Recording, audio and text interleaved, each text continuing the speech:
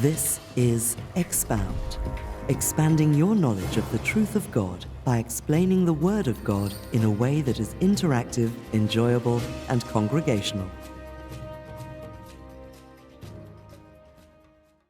Let me tell you what chat room is. We like to do an interactive element that brings into focus one of the main parts of our teaching in a very practical manner. And so we have a special guest with us tonight, Sarah Money. It's right here sitting next to me.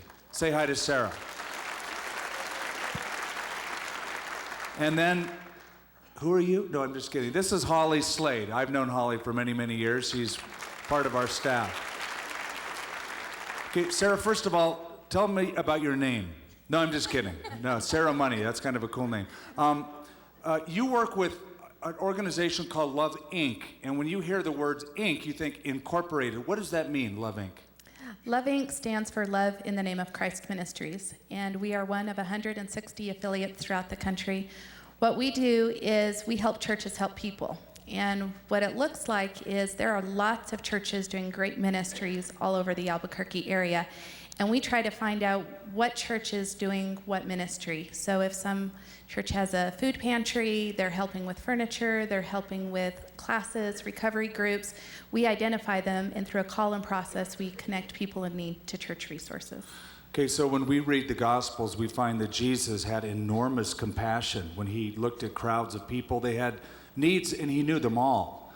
And whether it was physical healing or food that they needed, and he did something about that. What motivated you to get involved in this? Was it something similar when you saw a need, or what? How did you get involved in this? Well, the Lord called me to this ministry a few years ago. I was kind of just trying to figure out what direction I wanted to go in my life. My youngest started school and just kind of questioning, and I was praying, and it took 6 months, and then I felt he just hit me over the head when I heard about LoveINC, and I knew it was something I needed to get involved with. I love to help people connect with their talents and abilities just to serve Christ and to serve others. When it comes to giving food or clothing or furniture, I think there's a lot of different ways that LoveINC helps. How does that duplicate government services? Does the government do any of that? Well, LoveINC does not actually provide any direct service. So the churches are doing the direct service for people, and the best way to think of LoveINC is we are the eyes and the ears of a situation. We want to hear what people need. We want to see what they need, and we connect them to churches that are already doing outreach to not only help them meet physical and emotional needs, but spiritual needs as well. It's just a great opportunity for them to share the gospel. Is this an emergency service?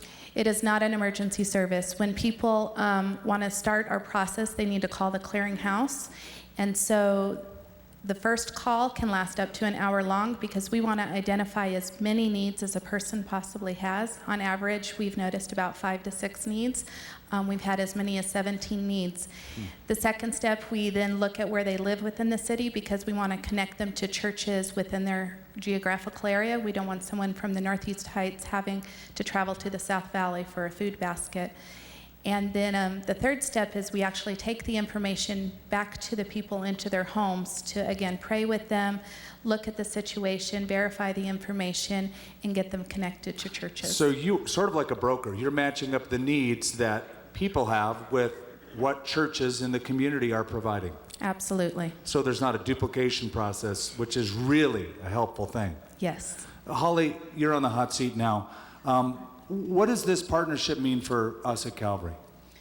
What it means for us is that we have an increased ability to meet needs. We were doing a great job before with meeting food needs, but in the past year we had several calls for medical supplies, for furniture, for those types of needs that we don't have a warehouse full of goods to help people with.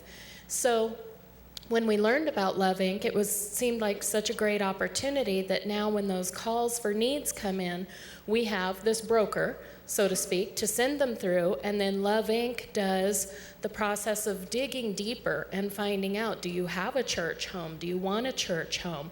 And then helping people plug in to a church in their neighborhood as well as get their physical needs met. So it reaches wider in the community, and there's a greater meeting of needs. You know, besides, when I found out about this, what was really attractive to me is that not only can churches all over the community partner not only with LoveINC, but in effect, we're partnering with each other.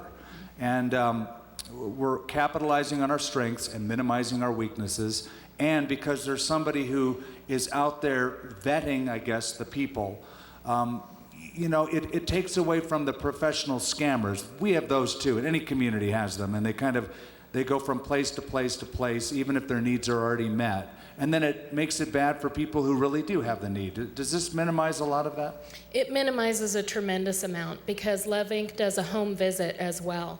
And so when somebody calls in and says, well, this is my need and that's my need, LoveINC will go, 2 of their volunteers, they go out 2 by 2 and do a home visit, and the people have to have a lease that says this really is my address, and if they're in need of an automobile repair, they really do have to have some type of proof that that is their automobile and that the automobile is insured. And those are types of things that are just really hard for churches to do. And so it takes that burden off of the churches. And then in terms of churches partnering with one another, instead of people going around from church to church to church finding the same resources available, it's a variety of resources, but one entity is directing which church they go to for which resources. And so in our case, as people bring food, if we have an overabundance of food, which we need and we want, how we're helping other community churches is then we touch base with LoveINC and we say, which churches are you sending the most food needs to? Then we get in touch with that church and we say, we have an overabundance.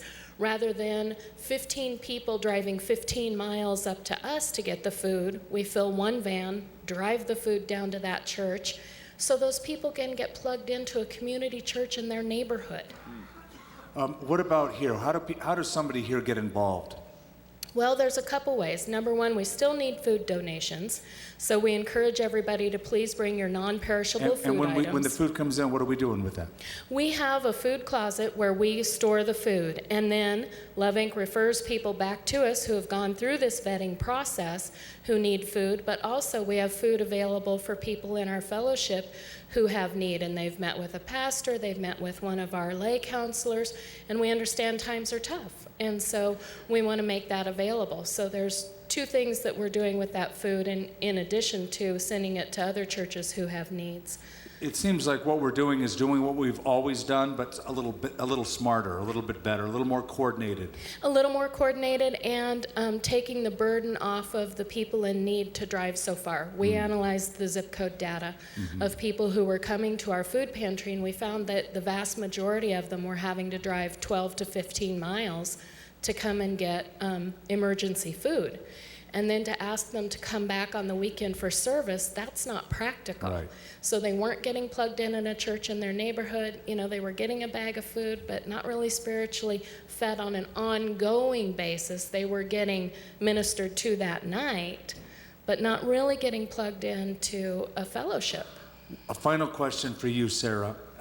Just curious, because I think everybody wonders this from at least one time or another. When you're driving on the freeway and you get up on the off-ramp and there's somebody with a little sign that says, you know, I'm looking for a handout or whatever, what is the best approach? What my family does, and I can't say that it's the best approach, and I can't say we do it on a consistent basis, is just to keep some food in the car, some granola bars, bottled water. Sometimes they have animals with them, usually dogs. You can just take bags of dog food so that the dog can have food and water.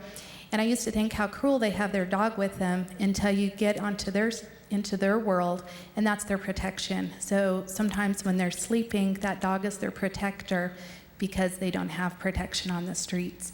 And once I realized that, it made me think of the whole situation differently. It's hard to know who those people are. Sometimes they do have homes. Sometimes they are just getting a lot of money.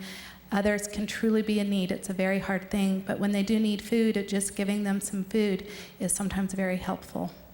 That's excellent. That's a great little policy, personal policy. Keep some food in the car, some non-perishable things that you can readily give away.